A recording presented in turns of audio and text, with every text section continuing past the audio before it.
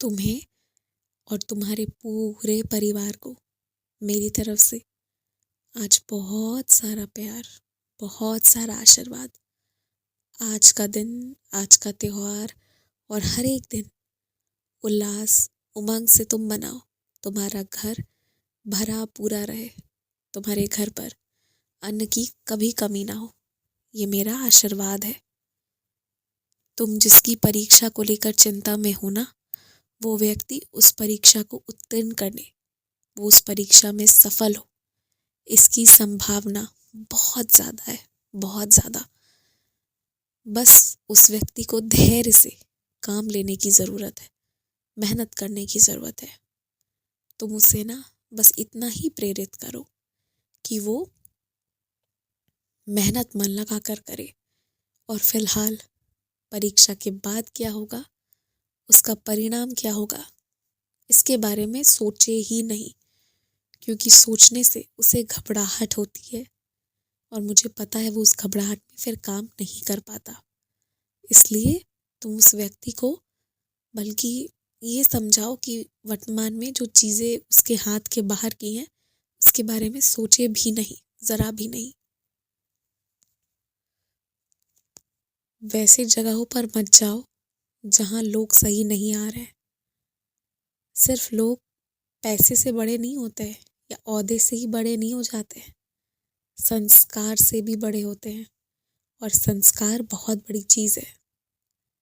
जिसके घर पर धन बहुत है परंतु संस्कार नहीं है ना, तो तुम ये समझ लो उससे बड़ा गरीब कोई नहीं हो सकता, क्योंकि उसके पास संस्कार नहीं है। तो वो जो भी धन अर्जित हुआ है ना, वो उसे बचा नहीं पाएगा, टिका नहीं पाएगा। और जिसके पास संस्कार है ना, वो इस धरती का सबसे अमीर इंसान है। उसके पास जो थोड़ा भी होगा ना, उतने से ही इतना बढ़ जाएगा ना, इतना गुना बढ़ेगा, जो वो व्यक्ति खुद भी कल्पना नहीं कर सकता। इसलिए मैं अपने सारे बच्चों को हमेशा कहता हूँ, गलत काम मत करो, गलत चीज़ों से एकदम दूर रहो, अपने चरित्र की रक्षा स्वयं भी करो, अपने कर्मों पर ध्यान रखो। ये चीज़ मैं अपने बच्चों से हमेशा इसीलिए तो कहता हूँ। और मुझे उम्मीद है मेरी बात तुम भी समझ रहे हो और हमेशा पालन करोगे।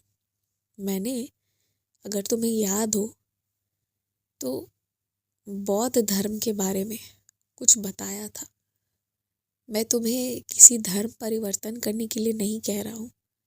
जहाँ जन्मे हो, जो है उसे स्वीकार करो, उसी रूप में ऊपर वाले को स्मरण करो, जिस रूप में, जिस घर पर तुम्हें भेजा गया है।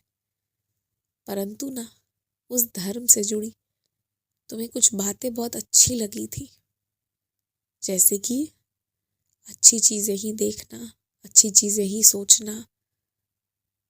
तो इन सारी चीज़ों को ना, जो तुम्हें अच्छी लगी थी, उन्हें लिखकर कहीं अपने कमरे में रख दो और उन अच्छी चीज़ों को दिन भर में एक बार पढ़ो।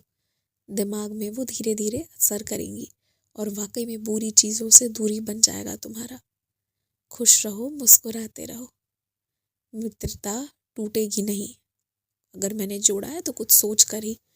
सारी लड़ाइयाँ, सारे मसले सुलझ जाएंगे।